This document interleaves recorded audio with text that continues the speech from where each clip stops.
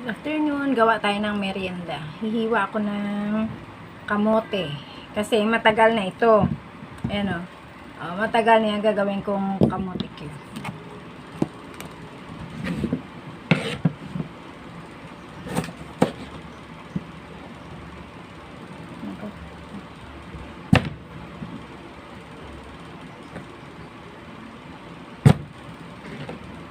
Ito, baka umano sa kamay ko yung kutsilyo.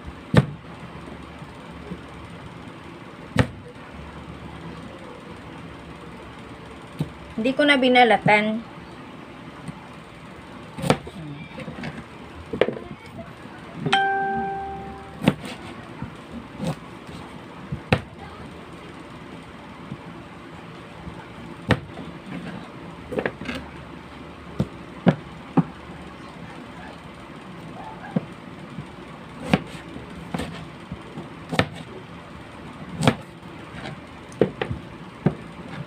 Gagawa lang ako ng para lang sa akin. Kasi ako lang naman isa kakain.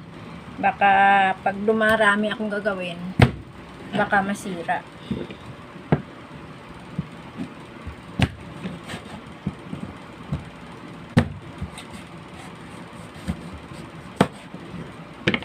Masarap man dito ibilad mo muna sa init.